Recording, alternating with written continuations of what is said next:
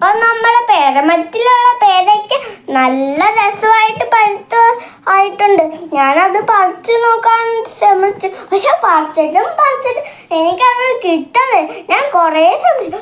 അവസാനം എനിക്കൊരു ഐഡിയ കിട്ടി. കസാര എടുത്ത് ഇട്ടു ഞാൻ. അങ്ങനെ ഞാൻ കയറുന്നുണ്ട്. ഞാൻ കയറിയിട്ട് അത് പറിക്കാൻ പോവാണ്. കണ്ടോ ഞാൻ കയറുന്നത്?